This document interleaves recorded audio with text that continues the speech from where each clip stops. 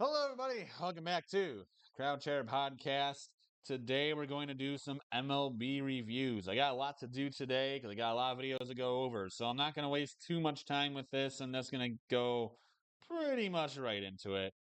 Um, so, we're just going to start with the National League here. Did an American League already, so go ahead and check out. Well, I'll be releasing them together, so go check out that video as well as this one. If you want to hear it, go with this one first. Then go to the other one. Um, it doesn't really matter. You can do whatever you want. So starting with this video, we have the New York Mets kicking off the AL or AL. We already did that. The NL East here. The New York Mets sitting at 38 and 22. Um, Good team. They've been exactly what we expected them to be. They have been the best pitching staff in all of baseball, and offensively have certainly delivered. Um, this is a very good baseball team. Juan Soto, I know, has been struggling as of late, but his struggles really haven't mattered because they're 32 and 28 leading division. I think that's going to be pretty satisfactory for, well, this is New York. Probably isn't satisfactory for them, but it should be. um, Next, we go to the Philadelphia Phillies, who are also a very good baseball team. They're sitting also very pretty at 36 and 23. Have lost their last four, so that's not ideal. But this is a solid team. Obviously, they got plenty of players, plenty of pitching, plenty of hitting. I would say the Phillies have essentially really be um, what they've been, or what people expected them to be, really so far all season. I don't think really uh, much has changed for Philly. They have been exactly what people thought. They've been a very good team. They've been uh, among the better ones in the league, and I think that was to come to be expected. So, not much of a surprise for Philly.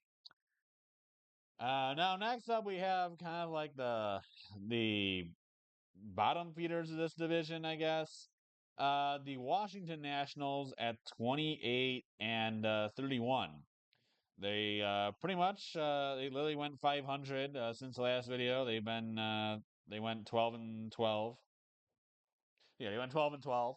Um, this is a rebuilding team, but honestly, it's getting them closer to the time where they should be able to start coming out of rebuild mode. But this isn't a good team, but I wouldn't say it's a terrible team either. I think the Nationals are getting closer to exiting that rebuild and becoming a viable team again.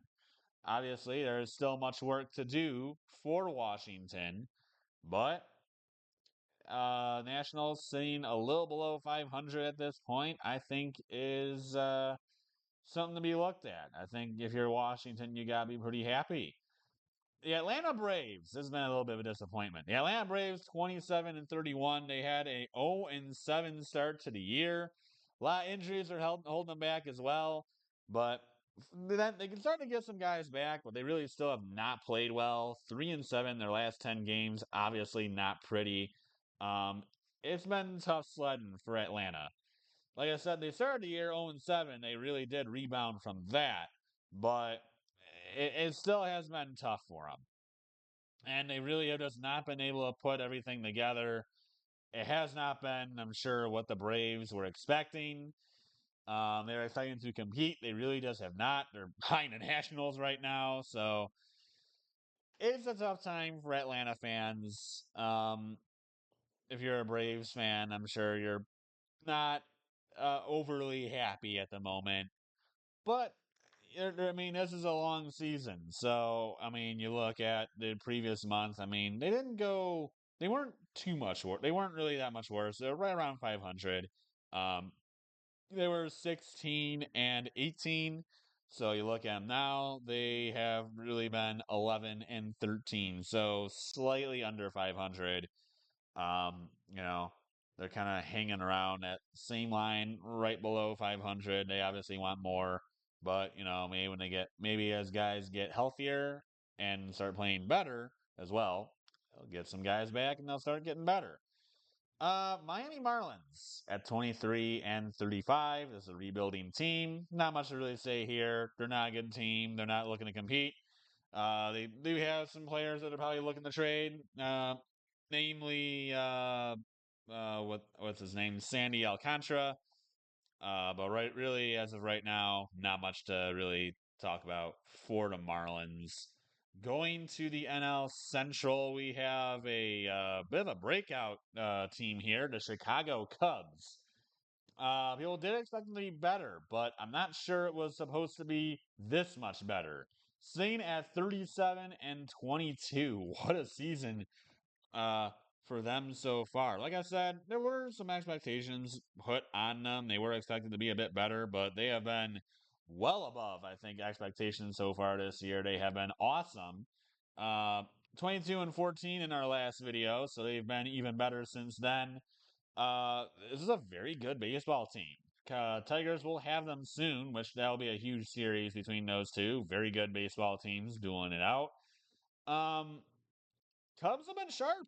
I mean, the offense has been essentially one of the best in baseball, and the pitching has been pretty darn good too. I mean, mainly the offense is really what has been the driving force for them, but their pitching staff has certainly done its part too. So gotta be really impressed with what you've seen from the Chicago Cubs. This is what Cub fans have been asking for ages, and it looks like they're finally starting to get it. So congrats to Chicago. That Chicago, that is. The other one still sucks. But the Cubs, well, they've been the good one this year. Next, we have the St. Louis Cardinals. Really did not expect to see this one. They are currently sitting at 33 and 26.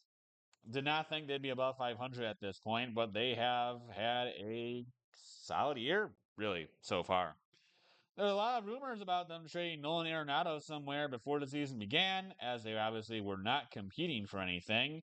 But now they're playing this well, I really wonder if that's still the same case. If they still are looking to trade Nolan Arenado or not. I wouldn't think so, just because, they're playing as well as they are. So I would probably think no, but never know. So, Cardinals, 33 and 26, definitely a surprise. Was not expecting to see them at this stage doing this well, but they are, and you can't really argue it. So, St. Louis, yeah, I think the Cardinal fans are pretty excited about what they see because it's, well, probably well above what they were thinking. Milwaukee Brewers at 33 and 28, the Brew Crew. This is a very young baseball team, and they have had quite the, wow, yeah, they've had quite the stretch lately. Okay. Apparently they've won the last 8 games. Did not know that. But 8-game win streak. Apparently they really needed it. Yeah. They're sitting dead at 500. Last time we came to them, they were 18 and all. Now 33 and 28. Solid team. They still have some solid pitching. They have a lot of young guys in terms of hitting, a lot of which can run as well.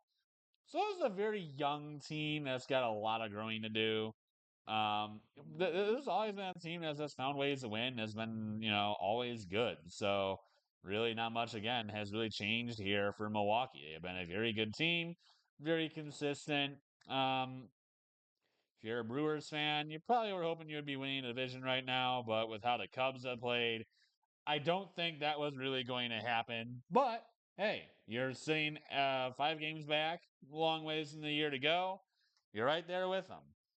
Cincinnati Reds find themselves at 29 and 32. They were also 18 and all going into my last video.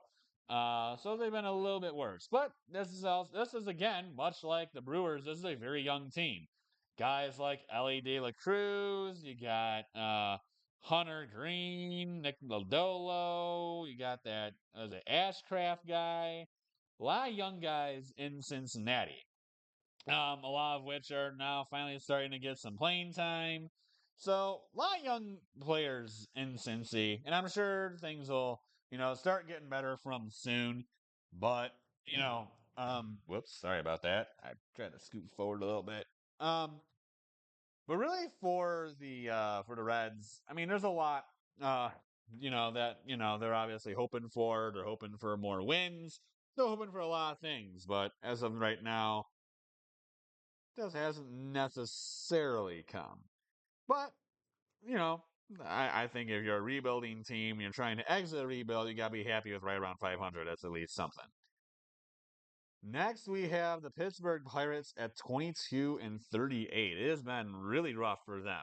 Paul Skeens is obviously the crown jewel of this team, but the offense has seriously lagged, and the pitching staff is trying to do its job, but the offense has not been there at all.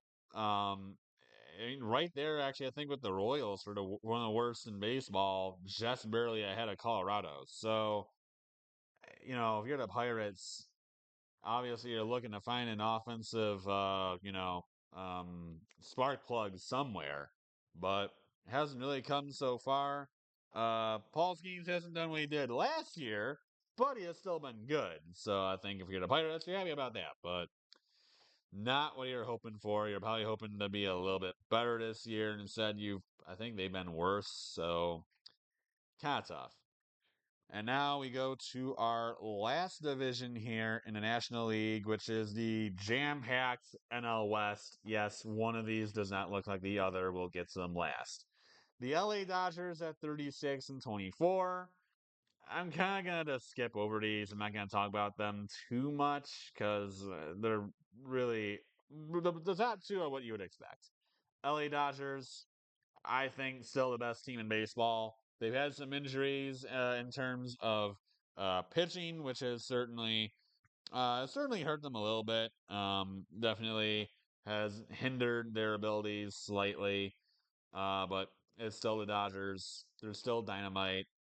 They're still tough to beat, regardless of who they have and who they don't have. San Diego Padres, much like the Dodgers, same thing. I mean, they're 34 and 24. This is a very good baseball team as well. Pitching staff for them has been dynamite. The offense hasn't been, crazy good like the Dodgers, but they have certainly been delivering this year. They have been sharp. They have been good. And if you're the Padres, that's what you want to see. Good baseball and competing with your main arch nemesis in LA in the Dodgers. So, for San Diego, mostly mission accomplished. Now you got the other California team here who has turned some heads because their season has kind of come out of nowhere. The San Francisco Giants, who are still hanging around here, 33 and 27. The Tigers came up with a sweep against them as of recently here. But this is still a team that's hanging around, hanging above 500, and hanging in there with the Dodgers and the Padres, which no one really would have expected. Sitting at 33 and 27, they were 22 and 14 last time you looked at them, so they're really pretty much right where they were the last time. But this is a good team. I mean, and they got some younger guys in the roster. This isn't like their random, like, 100 plus win year when it was just a bunch of 30-year-olds. I mean, they got some younger dudes on this team, of which can play. Camilo Doval, he had a really rough year last year, I know, which got him sent down to AAA because it was that bad. But now he's come back this year with a vengeance, and he has been awesome. So he's been a nice addition to San Francisco. Him being back and being able to really repeat what he's done before, has been a huge part for San Francisco. And then the offense, many some guys have been able to deliver and get some hits for them. So gotta be excited if you're a San Francisco fan. They're certainly giving you more than you probably would have figured by now. Next is the Arizona Cardinals, and it's been a rough month for them. They were 18 and 17 coming into this. They're now 28 and 31. So, not a pretty month. Their biggest issue has really been their pitching. Their pitching has been assaulted all year. It has been tough for Arizona, especially as of late. You can see 2-8 in their last 10 games. Really tough. But their pitching has just really struggled. They have been able to score, and they certainly have put runs up on the board. But, as in contrast to the Rangers and the Royals and really those teams, they just have not been able to stop anybody. I mean, because they have put up, gobs of runs, but their pitching staff, my goodness, they can't, they can't get teams to stop scoring like, 6, 7 runs every game. So it's tough to score 6, 7 runs in a game, and obviously they really haven't been able to do that. But still, you're 28-31, even with those pitching issues, you're still, not far away from 500. Obviously, you'd look to get some of that pitching back and get back on track and really get going. Obviously, when you got like Corbin Burns, Zach Gallen, Merrill Kelly, Eduardo Rodriguez, you would think it'd be better, but it really has not. So obviously, they're surely hoping that those guys can really figure it out. I think one of them might be hurt too. I think Corbin Burns might be hurt, but they definitely need the pitching to pick up the pace and really get better because they're losing a lot of games because of it. And then there's just this team, the Colorado Rockies. My goodness, apparently they won their last game. I don't know what poor sap ended up losing to them, but the Rockies sit at 10-50, which apparently their last game they just reached double-digit wins for the first time all year. Last video they were 6-28. They're now 4-22 in their last 26 games. Guys, that is deplorable. There's not really another way of saying that. Like that's a whole new level of bad. And we keep talking about, oh, no one can be worse than what the Athletics did. And then the White Sox turn around and, turn in a miserably deplorable season, and we're like, okay, well, no one really surely can get lower than that. Well, here are the Colorado Rockies. It is unbelievable how bad it has been for Colorado. I did not think this would be a good team. I just didn't think it would be this bad. And it has been yikes bad for Colorado. And I don't know when the end will come. You look at their division. You really think they're going to get wins against their division? I don't think so. So they're going to have to find them elsewhere. And that's not a lot of games. Most of their games are going to be within the division. And they don't really have a ton of division games. So, non-division games, I should say. But yeah, it's tough for the Rockies. I feel sorry for them because that's a lot of L's, and man, I mean, tickets for those games are just so dirt cheap right now. No one wants to go to Rocky games. It's sad. But that's it for this video. I hope you guys enjoyed it. We got a lot more videos to go, so I'm not gonna hold you too long. I'll see you on the next one. Until then, adios, everybody.